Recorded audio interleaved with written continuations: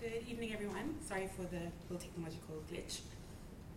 I'm going to speak more from a South African perspective, but also acknowledging that xenophobia is not a victimless crime, even though we are going to prosecute. And I'm going to talk you through what xenophobia looks like and what the victims look like, what the perpetrators look like in South Africa. So, the Declaration on Racism, Discrimination, Xenophobia, and Related Intolerance Against Migrants and Trafficked Persons defines xenophobia as you can see there, the attitudes, prejudices, and behavior that reject, exclude, and often vilify persons based on the perception that they are outsiders or foreigners to the community in which they find themselves, right? And how does xenophobia manifest? So you first of all have to have that fear internalized or that hatred internalized, and then it will manifest outwardly. And in South Africa, we've seen it manifest in terms of physical violence, death, assault. We've seen it result in displacement as a result of property damage or people leaving the communities in which they have created homes and livelihoods because of the fear of becoming victims of, for example, assault. Property damage, xenophobic systems and policies. So I think it's important to understand that xenophobia doesn't only manifest person to person. You can have a vertical experience of xenophobia from hostile government officials when you were trying to process whether it is your asylum permit or your just regular visas or permits for a country. And then obviously the verbal. And I think that we don't acknowledge it enough. I'm going to speak a lot in terms of the internet because I'm a millennial, so I'm going to take you guys there. And just how words speak to, as Chris mentioned, the dehumanization of a person. And that's where it starts. It starts with the words and the thoughts that we have. So who does xenophobia affect? As the name suggests, it targets people who are foreign nationals. But it's also important to understand that you don't have to be a foreign national to be a victim. Being perceived or thought of as a foreign national is enough for you to become a victim of it. And we can see this with the most recent xenophobic attacks where of the 12 people who died, 10 were South African, because there were perceptions that were put forward about their physical appearance, the way that they speak, and that led to their death. So don't think for a second that because you sound or look a certain way that you cannot possibly become a victim of xenophobia. And I think from the initial definition, that declaration, I think was 2001. So xenophobia is not a new concept. It's not a buzzword for 2019, it's not. It's a term that has been internationally acknowledged and recognized. So xenophobia is not unique to South Africa. So whilst we are speaking to this context, we have to accept and acknowledge that it is an international phenomenon. Countries in Europe are currently experiencing it because of the shift in migration. I think Sufiya will speak more to what the root causes of xenophobia are. And then you have to understand that as a foreign national, we have different categories. You can be a refugee, an asylum seeker. And I've seen a lot of ignorance in terms of what these terms mean. And I trust again that Sufiya will address that. So a refugee is a person who's completed the asylum process and been granted that permit. Asylum seeker is somebody who's still in the process and has yet to be granted that status, right? And holders of other visas and permits can also be victims. We see the children of first-generation immigrants who are born in South Africa, have permanent residency, but because of whatever relationship they have to their first-generation parents, immigrant parents, they can be victims. And then a question I'm going to pose to you is whether you think all foreign nationals are victims of xenophobia. There's definitely a question about whether everybody who is an immigrant has experienced a violence of any form based on where they come from, or is it limited to certain countries, to just the African continent, to the color of your skin? Those are all questions you have to ask when you're dealing with xenophobia, because there's different categories of foreign nationals.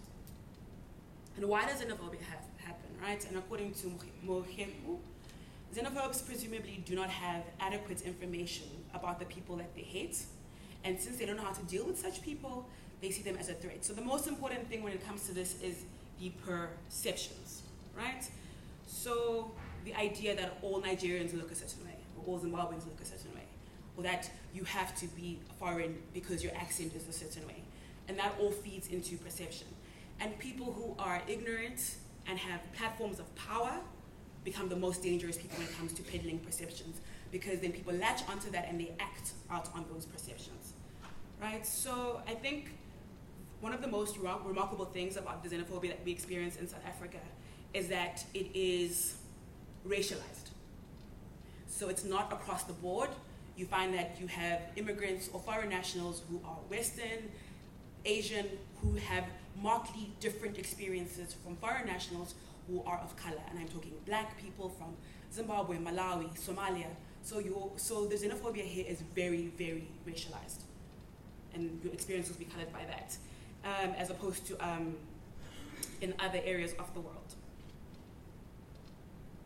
So the question of how often xenophobia happens. So there's XenoWatch is an open source platform which monitors xenophobic events in South Africa. And this is, it's an open source platform which is run by the African Center for Migration and Society. And they collate the information from media reports, but also from people tipping them. So SMSs, emails, personally reporting their xenophobic experiences. And from this chart, you can see that this is from January 2019 to September. This is just this year, right? There have been 68 recorded incidents. I'm not even going to think about what happens when you don't report an incident of xenophobia, right? In September alone, there were 28 incidents. We saw the big one at the beginning of September, but there were 28 others that were reported. People that were killed, 18 in the whole year. The displacement of almost 1,500 people in 9 months. Physical assaults reported, 43. Shops looted, 147 plus 2 because of the algorithm that you used to calculate it, right? And the reason it's difficult to have an accurate picture of how often this happens is because we have hostility from the authorities. If you're a foreign national who experiences xenophobia, if you do not think that there is help for you from the police, how likely are you that you're going to report it? You're unlikely to do so. So we have inaccurate recording because you will experience violence from the community in which you have made your life, and then violence from the state as well. So you are victimized again after your initial experience. And I think that it speaks again to the fact that xenophobia is not a new phenomenon. There have been incidents of xenophobia recorded in South Africa from, I think as far back as the early 80s. So just because we don't speak about it in the language that identifies it as xenophobia, it does not mean that it's not xenophobia. So now I'm going to speak to facts versus perceptions, right? We have people who, again, use platforms where they have access to millions of people to say inaccurate, dangerous things, right? So we have South African politicians who consistently complain about the influx of foreign nationals. Whether that's true or not, you have to be accurate in how you articulate that migration, right? We have the current Minister of Home Affairs, ironically, who is and has been verbally xenophobic in the past and now, who says things like foreign nationals burden the national healthcare system. You have to think about how small the percentage of foreign nationals there are in South Africa in order for you to understand how dangerous that statement is, right? According to Stats SA, this is 2011 stats, 2.1 million international migrants in South Africa out of a population of 51.7 million. So if you do the math, the ratio is, it's difficult to understand what they mean or what he meant when he said that's how much of a burden foreign nationals are. And then because of consistent xenophobic attacks and incidents, as one contributing factor, there's definitely more, there has been a drop in the number of immigrants that come into the country. A lot of deportation takes place every year. I think at the beginning of this year, there were more than 10,000 foreign nationals who were deported. So if you consider all these facts, which are readily available, pieces of information, then you can paint a better picture of how many international foreign nationals there are living in South Africa, and how many of them actually could even cause a blip on the scale of damage that certain politicians talk about. And then you have scapegoating of foreign nationals when it comes to crimes in South Africa. Again, the ratio of foreign nationals in the country, even if we don't have an accurate statistic for undocumented immigrants, there is no way that the scale that they're scapegoated on can be explained. So despite the fact that we have statistics from institutions that work hard to make sure that we are given accurate facts, experts have noted that it isn't possible to conclude that foreigners commit, most of the violent crimes that that people say they do commit. And you can speak to incidents like King Goodwill Zwelithini years ago, before the big attacks in KZN and across the country, who incites that kind of xenophobic violence. You can speak to, again, Aaron Motsoaledi, you can speak to Mayor Herman Mashaba in Johannesburg. And all these perceptions are so important in how people view and conceptualize immigration and immigrants and how they are treated thereafter. So I'm going to give you some examples. Again, I just took some screenshots from Twitter. And if you are on Twitter, all you have to do is to go onto a tweet like this and camp in the comment sections. So that tweet thread scrolls down for minutes. You can scroll down forever, reading the kind of people who respond, agreeing with xenophobic statements. And whilst Twitter is a very small sample size of individuals who are in South Africa, they definitely represent the general feeling of South Africans. So I'm not going to say all South Africans feel this way, but it's incredible when you see how free people are on platforms like Twitter to say things like this. And it's important to also remember that those are not just people on keyboards. These people get up from Twitter and go and live lives with other people every single day, and they're going to act on the perceptions that they see. And we have to speak to the power of politicians. So this is another tweet by Mayor Herman Mashaba, and he basically called it the World Cup of crime. How you articulate migration is so important. So this is something that's very close to me as well. This morning, ENCA had I don't know how many of you are familiar with Twitter and Burna Boy, and so celebrities on the internet basically, right, are fighting about xenophobic treatment in South Africa.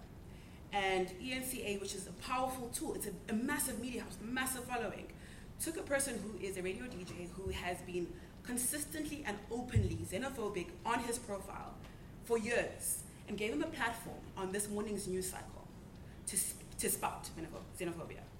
And I think it's important to note that when you have that kind of power, you have to be very careful about who you give a platform to. So these are tweets from quote-unquote piano men, right? And again, the comment sections are long, very long. Tweets that are spread from that are thousands of tweets, right? Again, other people. These are regular people who don't have thousands of followers, but join the conversation reaches quite far. And then we can speak to denialism, right? I think as recently as yesterday, President Ramaphosa said South Africans are not xenophobic. And that's a really nice way to try and cover up what is actually happening. To say South Africans are not xenophobic is not true, because we have countless incidents that are evidence of xenophobic attitudes, xenophobic sentiment in the country, right? Denialism means that we cannot address the issue as it is. Once you acknowledge that a thing is a thing, you can now begin to build mechanisms, tools with which to address the problem, right? And we've had denialism from the president, from Minister Bheki, who called it just criminality, refused to identify xenophobia in September as xenophobia. He said it's just crimes. And I think it's important to understand that xenophobia is a crime. The things are together. Just because you give it a different name doesn't mean it's not xenophobia. Minister Lindiwe Sisulu went and did the same thing. Mayor Herman Mashaba. Celebrities, comment sections of social media, the media, like again, ENCA this morning really ground my corn. I could not believe that they did that. It's irresponsible and it's irreprehensible. Okay, there's more tweets, that's yesterday. Okay, so now the question we have to ask is, why is the word or the term xenophobia not being acknowledged, right? And the question, I think one of the answers to that question is that if South Africa or the government or institutions that have influence and power were to acknowledge it as xenophobia, it would be an indictment of the South African community that has, over years, during apartheid, been reliant on other African countries for training, for security, for support, internationally, trade, all of it. And when you have that big of a reputation at stake, you're going to find as many ways as possible not to address the thing. And then now we can come to the constitutional protections, and we have to accept that the South African Constitution does not only protect South Africans, right? There's only, I think, only one section of the Bill of Rights that addresses citizens, which is voting rights. Every other right is extended to every single person who, for whatever reason, finds themselves within these borders. So the right to physical security, dignity, equality, health, all these rights are extended to anyone who, for whatever reason, finds themselves here. So when you have state institutions and people acting against and violating the rights of people who are the most vulnerable by virtue of being refugees or asylum seekers or whatever it is in the society, their rights are being violated and they have every right to gain some sort of a redress for those violations, right? And it's not just the Constitution. We have secondary legislation that speaks to and gives effect to the provisions in the Constitution. South Africa has innumerable international law obligations, treaties, conventions that speak to the protection of vulnerable groups. And it's not enough to just sign, to be a signatory to these treaties and conventions. South Africa must be seen to be acting accordingly.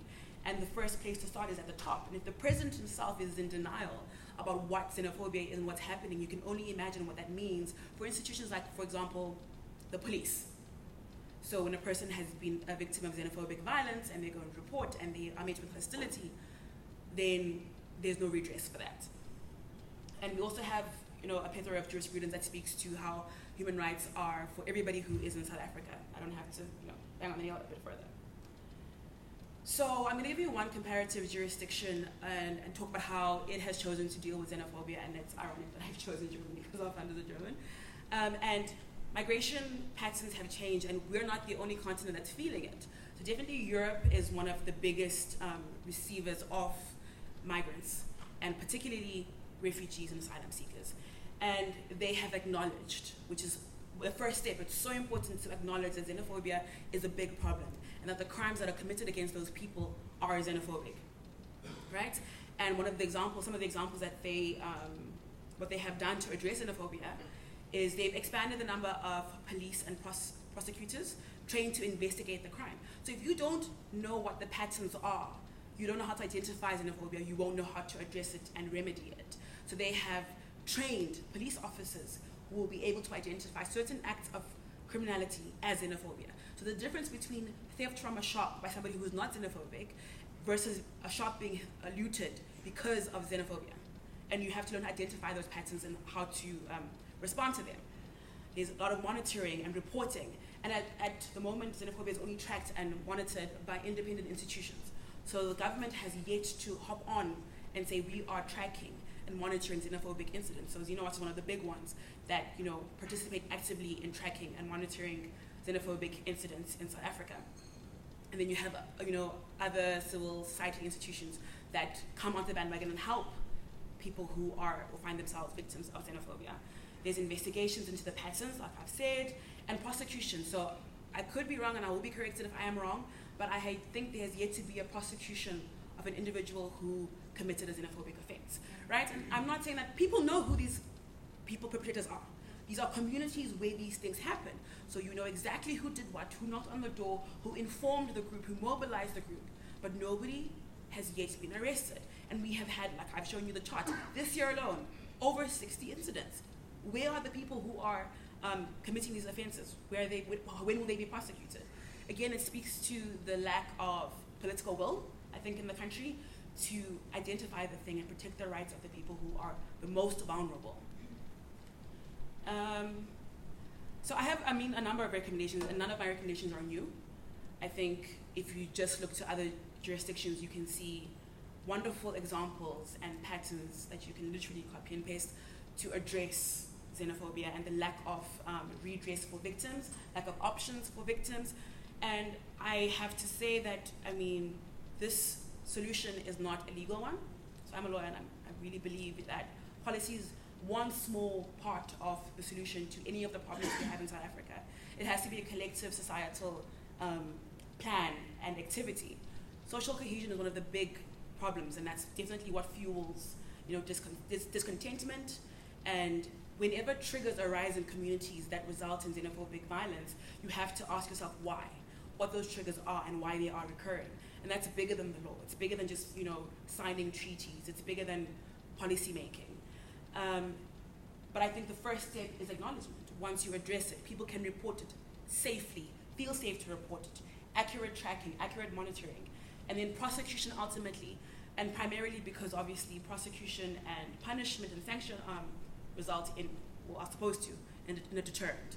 But definitely you need the social angle to kind of buttress the legal aspect. The relationship between criminality and xenophobia, again, it speaks to the acknowledgement of the thing. If you are not going to call it xenophobia, we can't even take the first step. We also need a responsible government. And by government, I'm not just speaking of the institutions, I mean the individuals who we know and we have heard speak in xenophobic language. Xenophobic language becomes comfortable, becomes usual. You dehumanize people and people die. Yes, I think that is the end. I hope that I've covered quite well. I'm looking forward to the question and answer section. Thank you.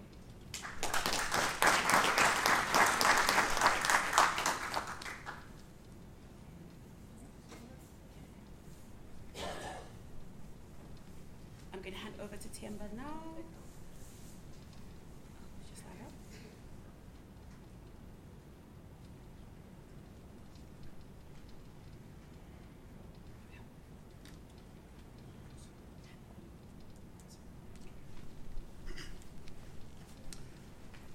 Good evening, ladies and gentlemen. Thank you very much for the invitation.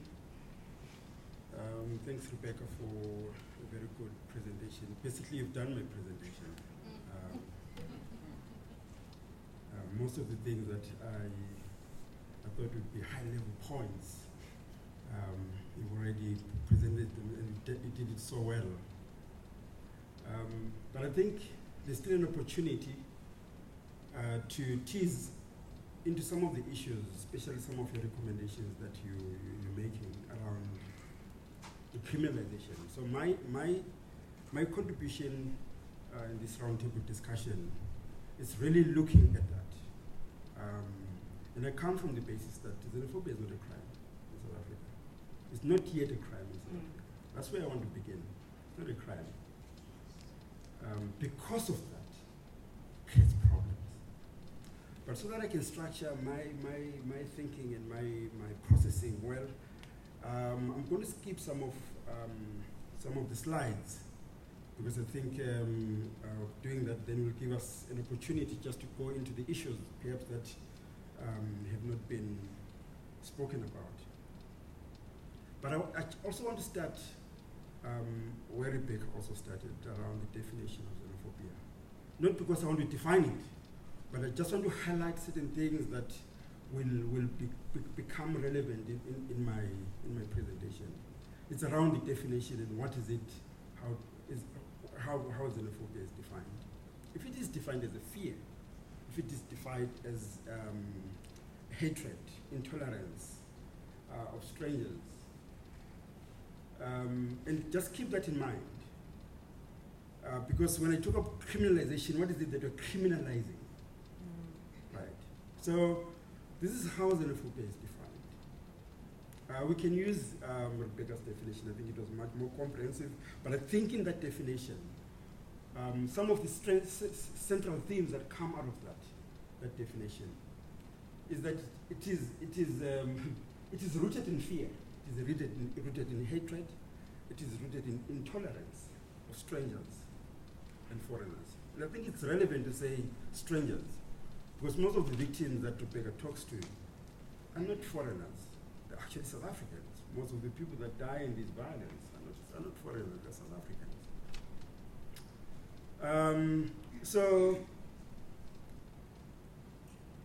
I've said it's an unexplained fear against strangers, because the fear is rooted somewhere.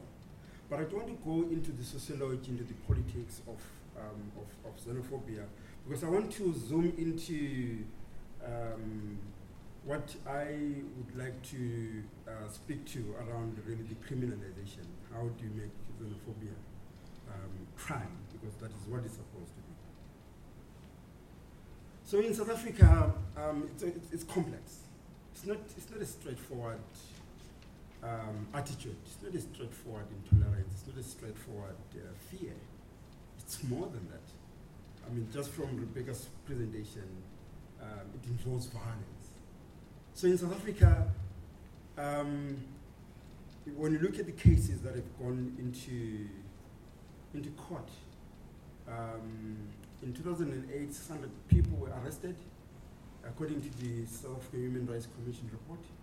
600 people were arrested, 92 of them were convicted, but they were convicted of what? They were convicted of property crimes, looting,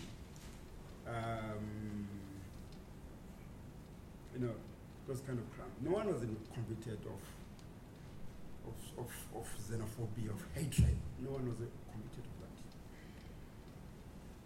And this is what makes South Africa a bit unique.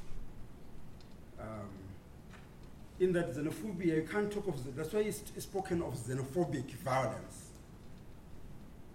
When people speak of it, because it often is accompanied by looting, destruction of property, assault, and even murder.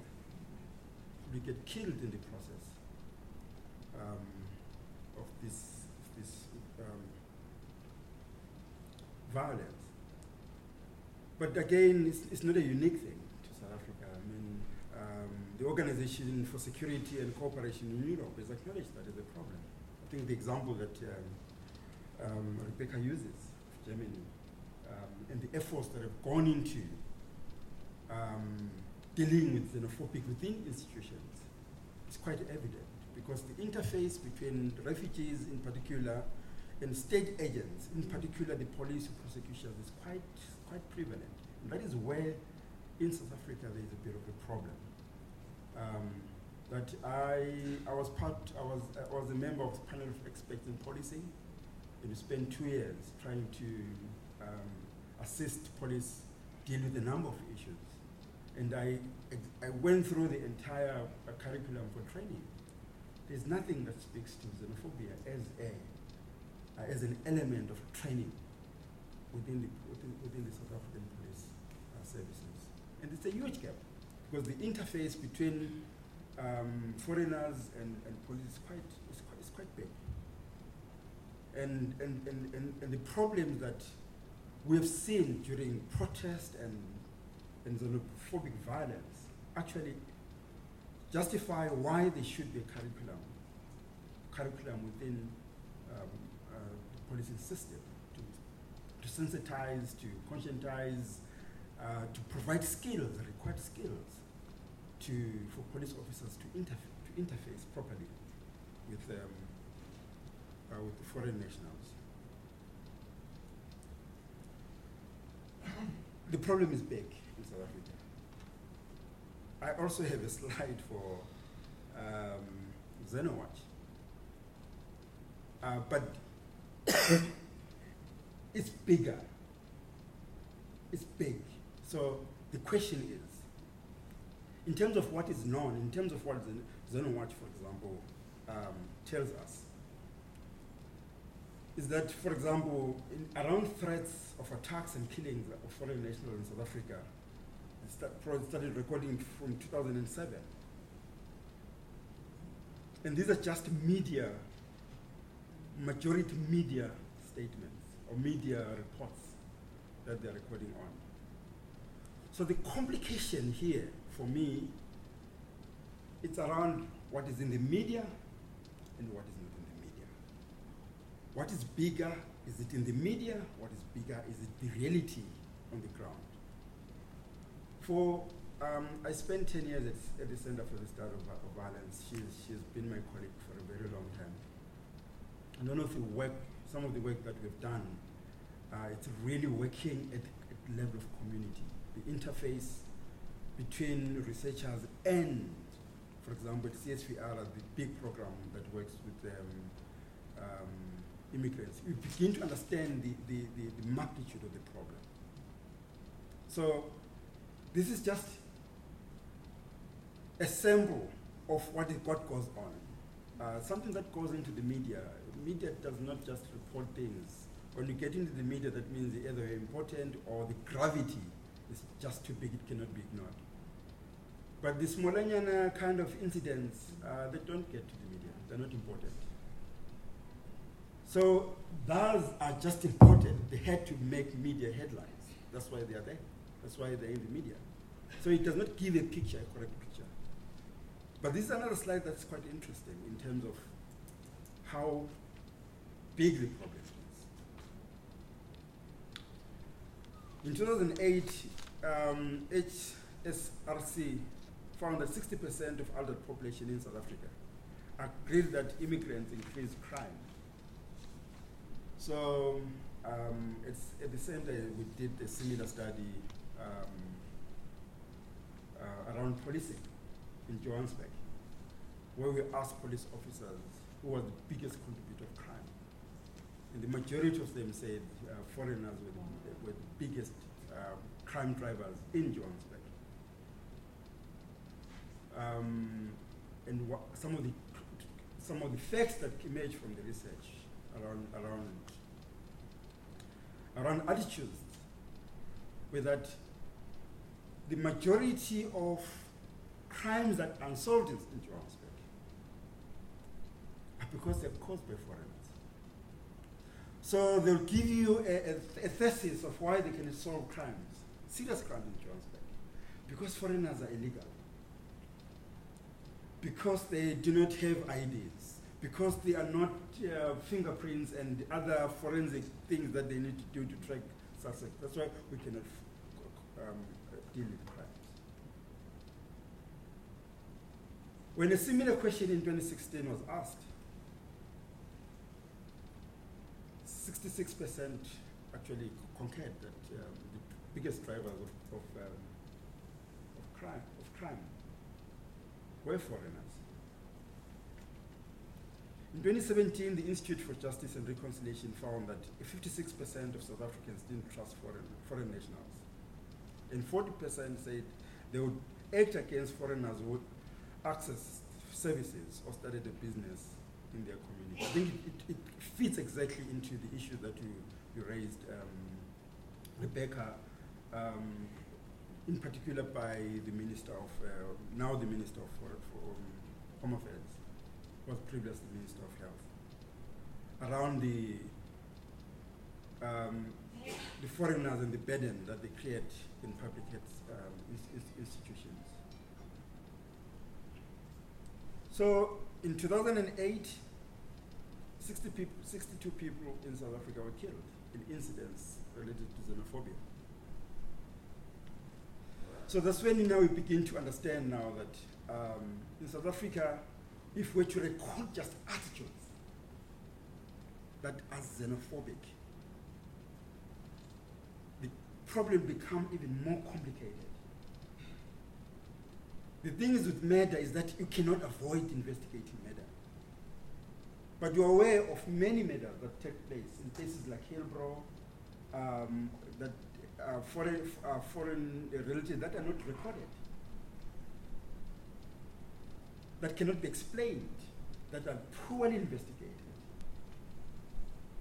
So the effort in terms of how much the state deploys its resources to investigate incidents that are involving foreigners, it's highly compromised.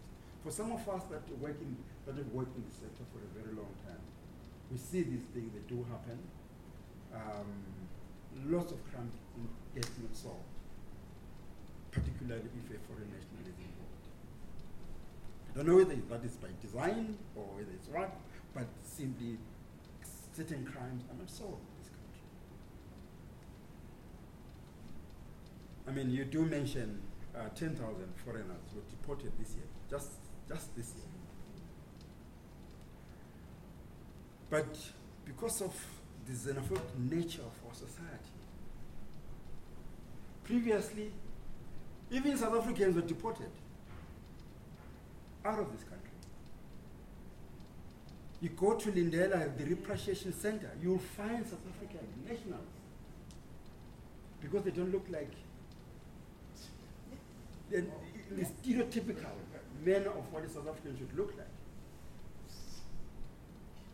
So if I was listening recently to a vendor a dialogue by Venda people.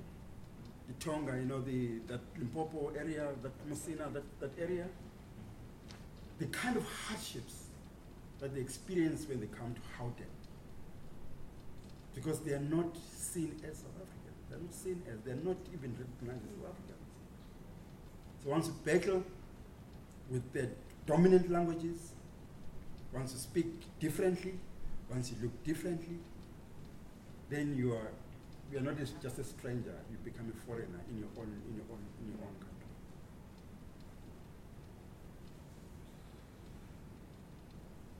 Right, I think this is where, for me, my lobbying begins. Because the current, you talk of jurisprudence, the current legal system in South Africa, and you ask the right question. How many people have been prosecuted for xenophobic attitudes? None. Zero. Zilch. This never happened. Right. So, my arguments now has been, what is the difference between racism and xenophobia and other isms? There are many of them. Okay. Maybe let me not digress, because I'm getting excited, and then when I get excited, I mess things up. So, racism in South Africa, we've seen cases going to court, being prosecuted in terms of criminal injury. We've seen the levels of efforts, particularly by our Chapter 9 institutions. But one thing that we've seen, cases that have gone to court are really extreme forms of racism. So, if you look at cases of Vicky Mombek, I don't know how many times, was it 49 times that she called and KO'd. Andres Slade in KZN, who couldn't even allow police officers to enter his property because they were black. Penny Sparrow, may so rest in peace. Angela Crazy. I mean, these cases give us hope that xenophobia can be criminalized, because there's absolutely no difference in terms of its impact to the victims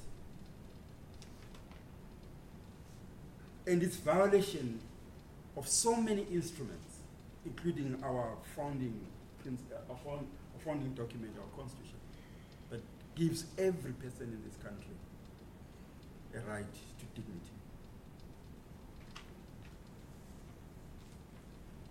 So, when this happened over many years, this bill stalled completely in the fifth administration. I think precisely because of what you talk about, Rebecca, around denialism. So the Prevention of Combating Hate Crimes and Hate Speech Bill seeks to exactly do that. Criminalize, including xenophobia, racism. Because what it does is that it sends, I mean, if this becomes law, it sends a very, very strong message. And it does some of the issues that Rebecca talks about. Someone who's able to go to a police station and actually report a crime of xenophobia. If you go now to a police station and report that xenophobia, police officers will be confused, because that is not a crime. So they'll say, what happened? Well, someone beat me, okay, it's an assault. So what we're going to do is we're going to charge this person who assaulted you for assault, because that's exactly what happened. But the damage, the even a bigger issue that happened to you is not criminalized. your violation of your being, your dignity that was taken away from you, that is not criminalized. So the bill is intended to criminalize xenophobia and other acts intended to be harmful or to incite harm or to promote or propagate hatred on the basis of nationality, birth, status, or the refugee, and language. When this happens, then xenophobia becomes a prosecuted offense. And it will, again, for me, when this happens, the Mashavas, the Motsoledis, and many others who constantly hide because of government failure on immigrants, then they will be exposed, because people who take law into their own hands, deliberately target vulnerable groups in our community, then they can be prosecuted not for just the violence, but for their attitudes, for the very thing that drives what they do. Because that at the moment is not criminalized. And that's, I think that is where some of us are lobbying, that it has to be criminalized, that those attitudes have to be criminalized. Because it is important that this bill is also intended to restore humanity, dignity of victims, particularly victims of hate crime. But this is where the challenge is, that this bill will have to grapple with. So,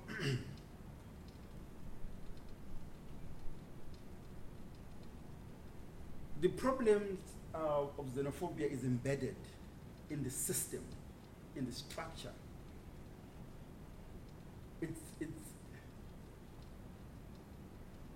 It's in the DNA of many things. So if you look at strata, social strata, most foreigners are on the lower end of our system. And they occupy subsistence roles. And in many instances, they are regarded as second-class citizens. That's the reality of foreigners in this country.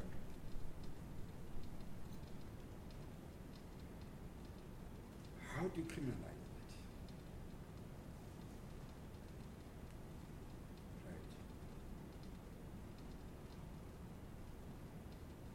Right. Racism, just like xenophobia, is complex, because it also ranges from being mild.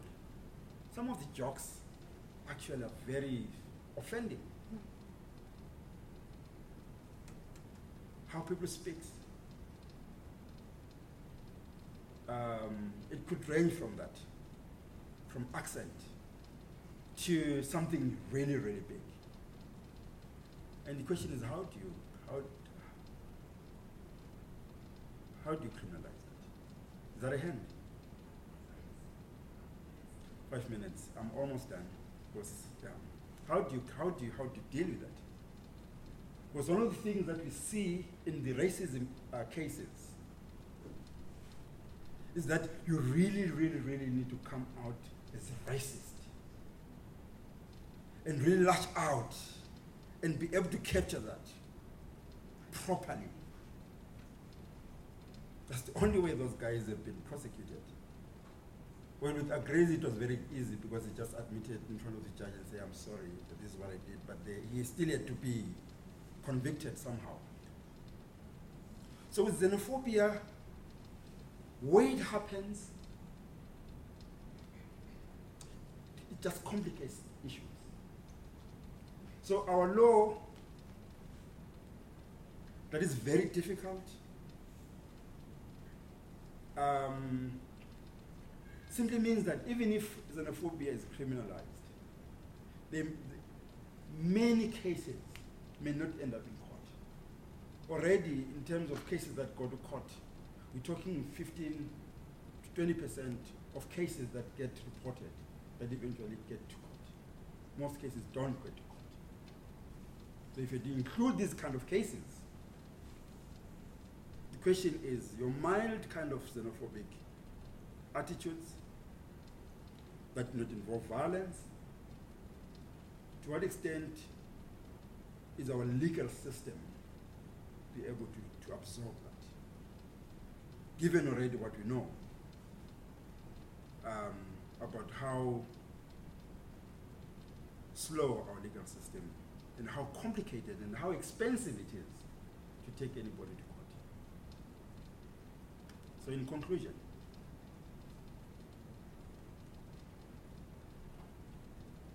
for me, the fact that at least there's case law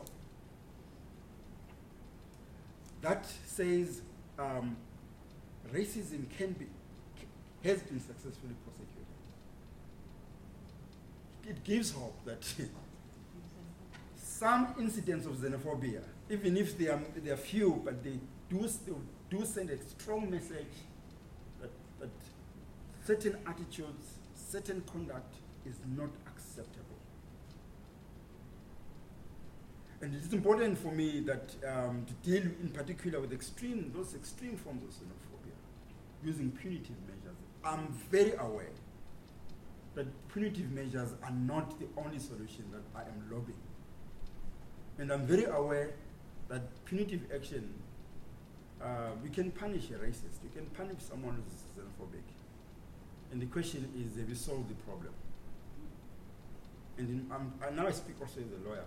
It's just important just to prosecute somebody, get them into the system. But again, for me, it's also very important that the system is able to rehabilitate and to deal with someone comes out of the system, better person, a better reformed person. So in the criminalization agenda, I argue that it provides an opportunity for the system to begin to deal with people who hold these kind of strong views, xenophobic views, an opportunity to reform, because then the correctional service will have to do its work. Because failure to deal with xenophobia and racism in South Africa impacts negatively on this image of a rainbow nation. It impacts negatively on our vision of a country, a vision that bestows humanity and dignity to everybody who lives in it. With that, I say thank you.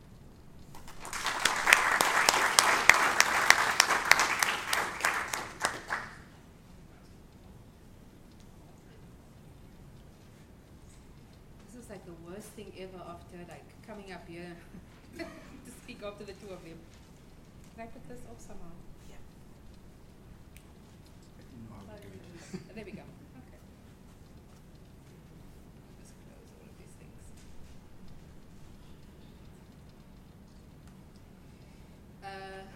Good evening, everybody. My name is Sufiya Bray. I work for the Center for the Study of Violence and Reconciliation. I'm an advocacy project manager working on issues of transitional justice, peace and security, predominantly in Africa, but also in the Middle East. I'm very excited, and thank you to the FW de Klerk Foundation for inviting us. I was telling Christine, it's not very often I'm born and bred in Cape Town, but it's not very often that I actually engage with civil society in Cape Town, in my own city. So this is such a pleasure to be here tonight, and also to see my colleague who I haven't seen in a very long time. I don't know what more I can add. I think we've had a very good framing by Rebecca, and I think Themba's message is really clear around calling for the criminalization of xenophobia. So I was sitting there just trying to reorganize my mind, because now, of course, we have to reorganize all our thoughts and not repeat everything that's been said.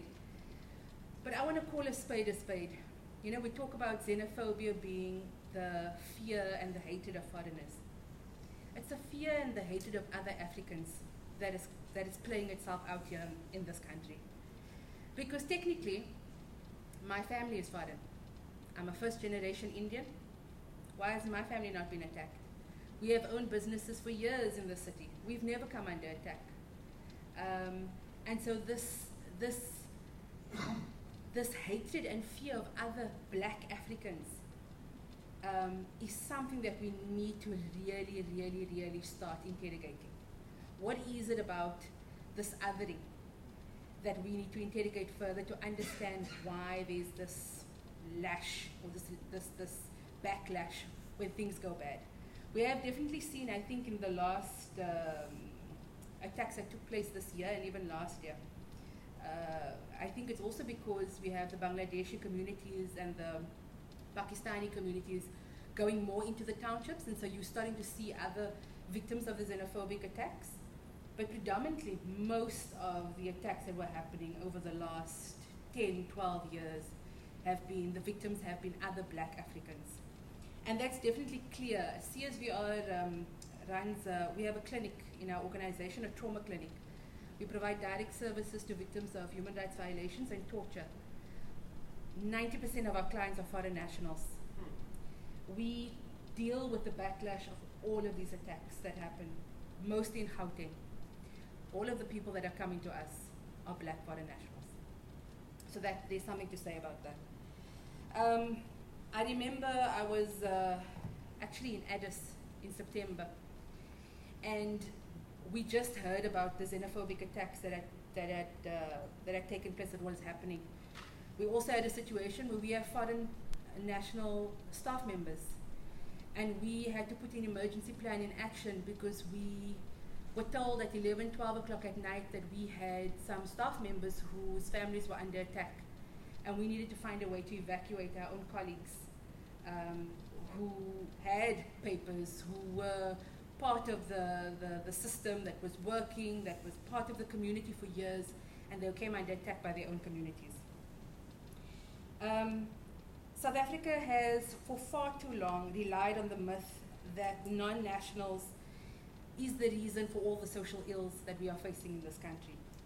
Systemic unemployment, homelessness, crime, inequality. We've blamed foreign nationals for all of this. However, we have, through our own experience at CSVR, our own research, we have always indicated that the issues around the root causes of the violence that is unfolding in this country is directly linked to the legacy of our past, the legacy of apartheid as it's played out, even though we are almost 3 decades into our democracy. And this myth has now become normalized construct, a language which gives reason to exercise humanity from people. At its core, xenophobia, Afrophobia, if you want to call it that, and its resultant violence is not a phenomenon isolated to townships and informal settlements, as many people have communicated previously through the media, etc. Rather, it is the inherent othering of those who are different, the lack of integration at all levels in our society. And as South Africans, we are characterized by structural and physical violence that results from the creation of others, where identity, poverty, inequality, and labor has intersected. When we talk about the root causes, we conducted a study a few years back, and one of the key sort of conclusions that had culminated from the study in 2012 was that xenophobic violence in informal settlements could be traced to the high levels of poverty and unemployment within these communities. Structural inequalities and socioeconomic challenges contributed to the perception that foreign nationals were either unduly benefiting from state resources, as some of the examples Rebecca provided, or some of the assumptions, or directly contributed to violent crime in communities. So we cannot ignore that we are operating in a state, we are all living in a country where there's abject poverty. That in itself is a crime against the people in this country. We have high levels of unemployment. Over 30% of this country is unemployed. Majority of them are youth. Issues around inequality. We also need to address issues of corruption. The fact that corruption is so deeply rooted in the various government institutions, and this has affected the state's ability to provide resources and services to South Africans and to people living in this country. We talk about the post-apartheid state. I smiled when I saw the word Rainbow Nation or the Rainbow Society. It's a fallacy. We were bought into this idea that, I think maybe nobody wanted to disappoint Madiba.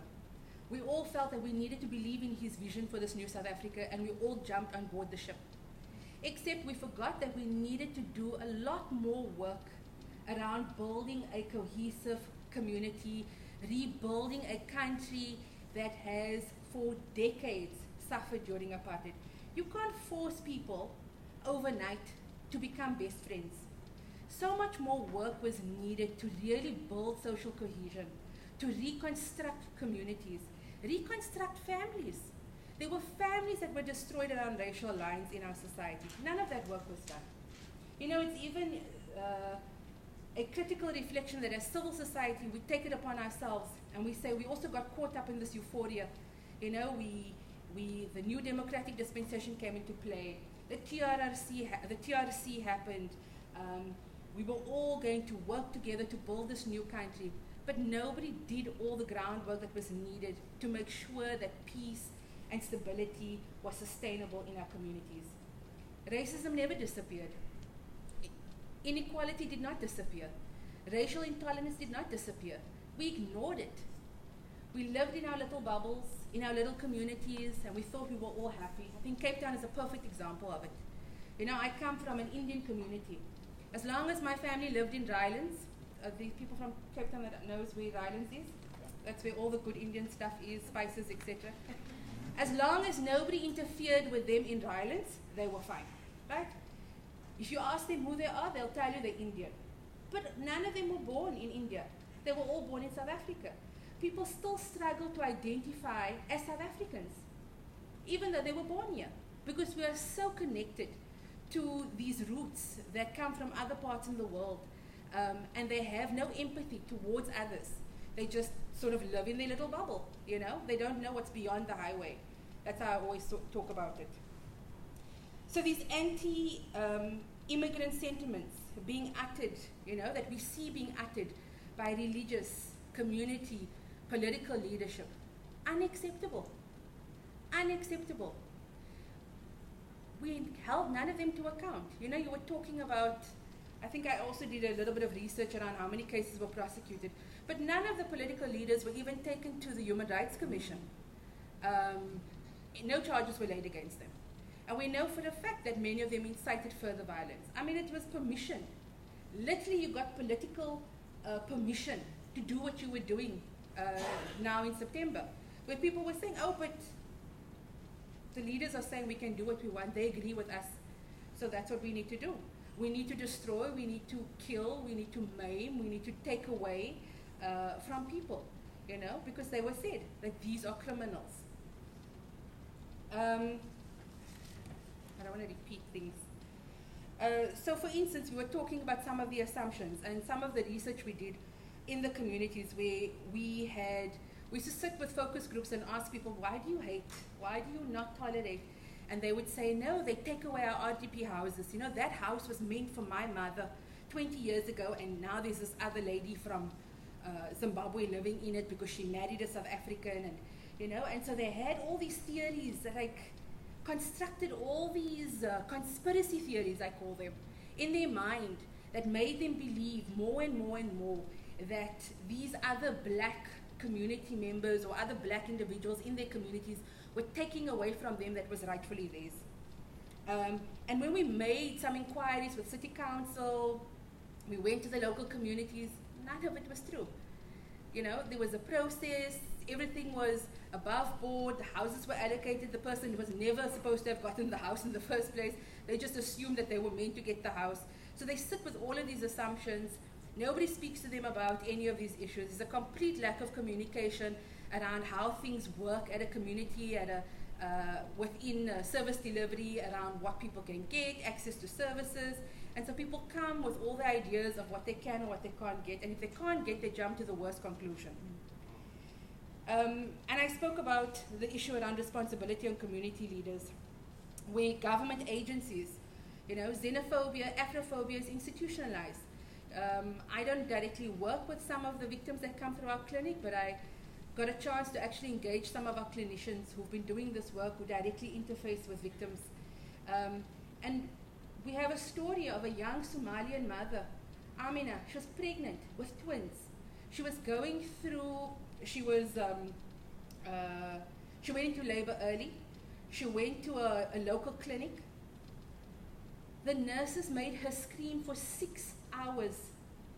6 hours she was screaming for help because nobody wanted to come to her aid. They told her there's a queue. She's not South African, she must wait. She lost one of the babies because she went into distress and nobody paid attention to her. Women go to access services in clinics, basic services, whether it's taking your baby, whether it's going for medical. You're basically told that you will wait until we find the need or we think that you can be seen to. We have situations of, we were looking at Xenowatch's data. That's what they picked up through the media. Every day, there are men and women walking the streets, and they're being shouted at Makwere Kwere. They were being shouted at random names, you Somalia pirate, you Malawian thief, you Nigerian gangster. And we laugh about it. As societies, we're laughing about it. I hear it, even sentiments being expressed amongst my own peers where they talk about each other like that. It's become acceptable to talk about each other in this way. And we're accepting that these are the terminologies we want to use against each other. And that in itself is xenophobic. So you have a situation where all of this has become institutionalized. Themba spoke about the fact that there's so much work that needs to be done with our police. Our police can't even handle a basic service delivery protest, and the first thing they do is they pull out guns and they start shooting. They are unable to manage crowds. I've had the experience of monitoring a police response in some of the marches that took place around the xenophobic attacks. And the police respond, or they antagonize protesters. They'll tell them, go and march in your own country. Get done. We have work to do. You know, the violence that they use, they target foreign women. They find opportunities because they're easily sort of identifiable. You know, Somali women wear the long burqas.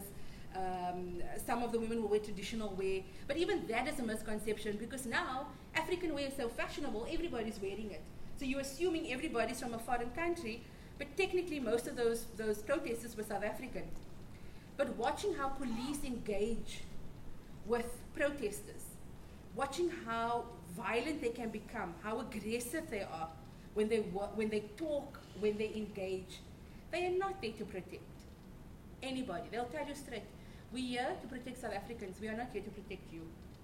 I mean, those were the words we heard. We actually recorded some of them. And when we raised it, once the protest was done, we went to the chief of police. And then he wanted us to specifically point out exactly which police officer and who said what. You know, so this is what you come up against.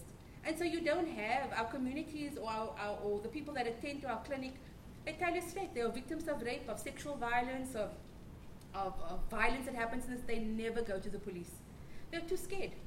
So if the sentiments are coming from people in positions of power, why would people actually go there and access any level of support or resources? Just looking at some of the impacts around what had happened just in the last attack that took place now in September. We had massive displacement of various communities. Like I said, we had some of our own staff members who were living in homes for 10, 12 years who can't go back. We have communities, various communities that we work with in Gauteng who have now told us, I think since 2012, they never unpack. Can you imagine living like that? You have children, you have a home, and you never unpack because you are scared the minute you unpack, if something happens, you won't be able to pack up quick enough and take whatever you can and run. We have a situation of lots of these informal traders lost livelihood. You know, more and more we are seeing an increase of traders engaging in the informal market of South Africa. The formal market in this country, the formal economy of this country cannot provide all the jobs that's needed in this country. It's not able to even support 40% of this country. in terms of providing jobs and resources. So people have moved on and found alternative ways, not just foreigners, but South Africans as well. There's been an increase in informal trade, informal market, and a boost in people trying to find different ways of making money and trying to live. And that is not being recognized. So you have a situation where we get told every week, some of our clients, they're selling maybe 500 rands worth of food produce on the street out of a small box, you know, those Themba box chips, and they sell a few things and they're trying to make a living. The city of Cape Town, the local police in Gauteng, they take away their resources, they take away their stock. They might even have the necessary paperwork, but it's just a system where you have to pay them bribes to keep your goods. I mean, these are the reports that we are getting on a daily basis. You try and raise it with the city of Cape Town, the city of Joburg. There's no follow-up around what's been happening and how it's the way you're talking about the fact that these are some of the most vulnerable populations in our community, and people in power know that. And so they also know that they won't be able to challenge them. You know, they're not going to be able to keep him accountable because they hold the power. We've had increased cases of sexual violence during some of the xenophobic attacks. We had many women that have been sexually violated, whether it is them trying to run away, getting into taxis, young girls also being attacked during these, and none of them have been documented. The girls don't want to come forward. The women don't want to come forward because some of the people that have violated them are police officers, members who are part of taxi unions, people who are community leaders, and so they know if they want to go back to these communities, they cannot say anything. They are silenced. And then, of course, what we've been seeing in our clinic is these repetitive cases of trauma upon trauma. These are individuals who have come to us with already existing trauma that they've carried from their own countries, whether it is they're coming from where they've experienced war, conflict, loss of life, then of course all the trauma of trying to get to South Africa, then they come here and it's even worse than what it was where they came from. Every day is a traumatic experience for a foreign migrant, a refugee in this country, every day. So I think some of the recommendations before, I don't want to repeat some of the things that my colleagues have said, but some of the recommendations, the short-term recommendations that we have been pushing for, both at a local government level and at a national level as well, is really trying to address and find a mechanism to establish an early warning system in some of the communities that we are working with that have a high likelihood of xenophobic violence. So how do we try and stop the escalation of violence before it gets to the point where they're burning half the city down?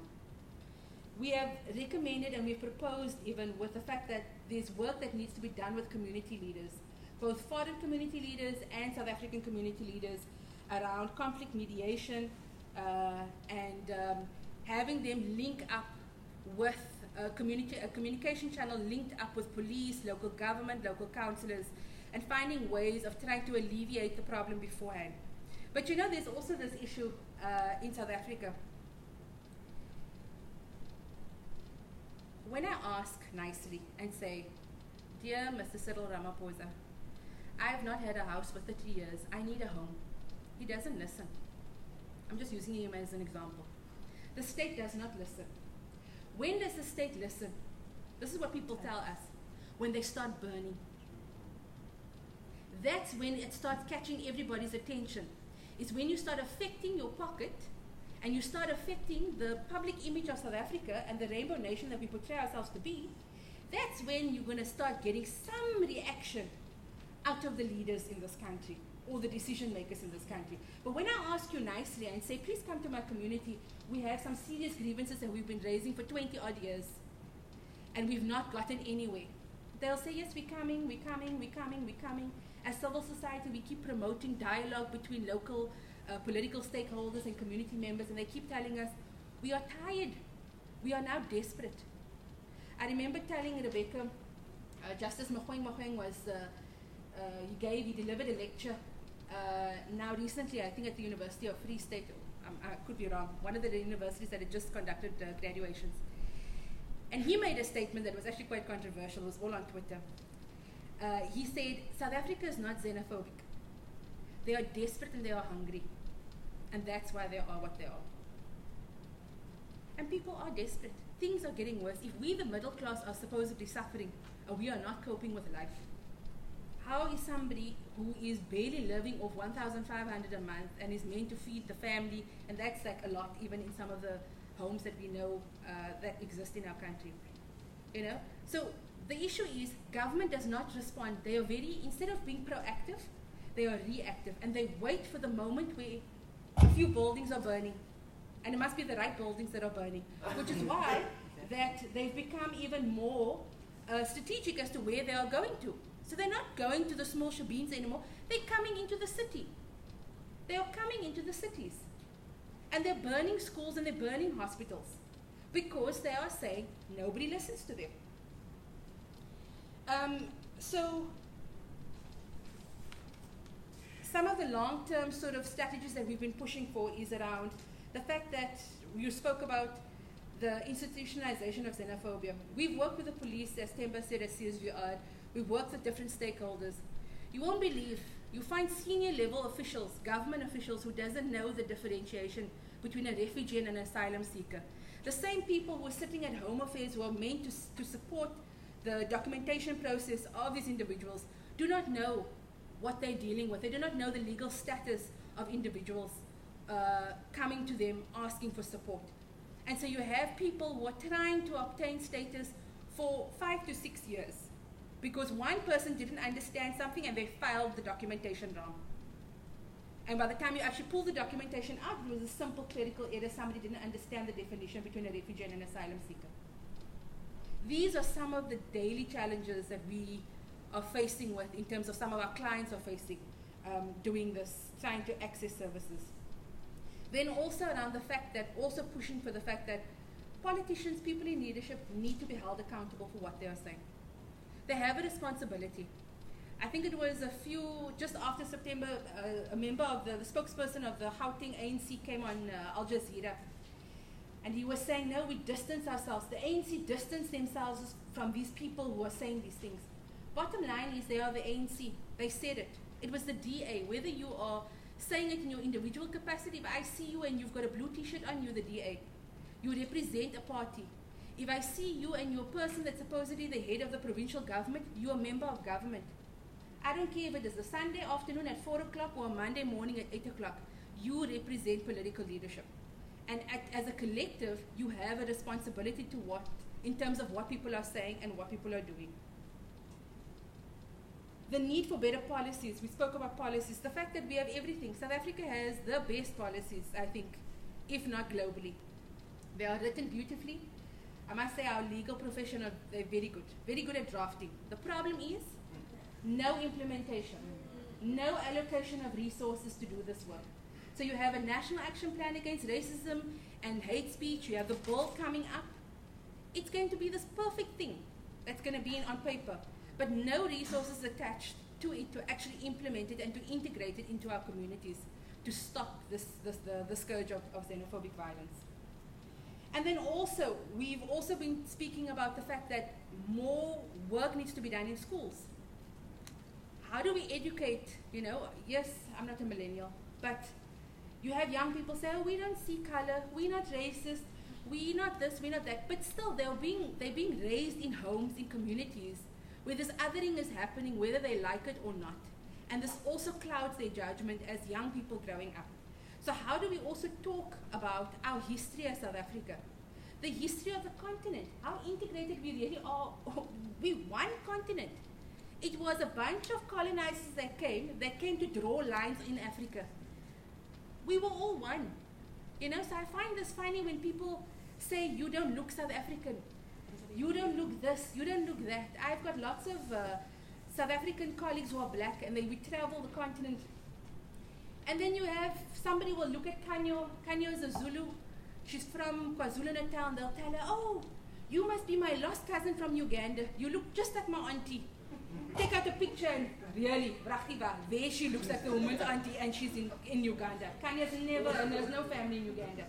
You go to East Africa and then somebody will be looking at Zulu and saying, Zulu, you must come from Kenya. What is this need, you know, the minute you meet somebody, you must quickly identify where they come from, what they look like, because of what, you know? I was saying, I was actually sharing with Rebecca. Rebecca and I had a pre-conference before you people came in our little introduction. We were talking, even when you meet a South African meeting a South African, the first thing you ask, where do you come from? Where did you go to school? You know? Your accent doesn't sound so, you know, you're a bit too rah-rah. Are you really black South African, you know? I mean, I have black South African friends who are being faced with identity challenges because they're not African enough. What does that mean? So I think there are deeper issues that we need to look at. And so I think one of the things that we are pushing for is to really start building some curriculum into our educational systems around learning more about the continent, talking about issues of integration, social cohesion, talking about the history of apartheid, the fact that we had neighbors who helped us out. This country was not saved by a few people. You know, there was a lot of support that came from the region, SADC specifically, but also outside. And how do we teach this in our communities? And then, of course, we've also been pushing for the criminalization of xenophobia. And the fact that we need to prosecute people who are perpetrating xenophobic violence. Because we do not believe that this is a once-off, that this is random. This is planned, this is institutionalized, this is mobilized violence, and this is something that needs to be looked at deeper. Yeah, I think I'll stop there. Actually, I wanted to read you. Do I have like a few seconds? Few seconds. This is actually, I wanted to read this poem. This was written by one of my colleagues. She's a senior clinician in our trauma clinic, and she co-wrote it with one of her clients. And they co-wrote this just after there was an incident that happened in her community in 2017. It's called I Have Papers, Don't Pass, Officer. I am flesh, I am blood. I am emotions of pain, fear, and sadness. I also possess the ability to laugh, smile, and feel joy. I am human, or have you forgot? Because the paper that I hold says refugee. Because the paper that I hold says asylum seeker. Because I hold no paper. Have you forgotten that my veins are blue and my blood is red? Have you forgotten that I too have a family and I want the best for them? Have you forgotten that I too feel hunger pains? And worse pain when I see my baby crying from that same hunger pains. Because my paper doesn't allow me to work a stable job with benefits. Because my paper doesn't allow me to think of a future beyond this week. Because I have no paper. You have forgotten my humanness. You have forgotten we are one human race. You have forgotten I have the same human rights like you. You have forgotten your principles of Ubuntu. And so I lurk in the shadows with the hopes that you don't see me. Because even if you do, I don't have the right paper for you to see me. Not as a refugee, asylum seeker, but as you see yourself, human, belonging, deserving, a mother, a father, a sister, a brother. Thank you.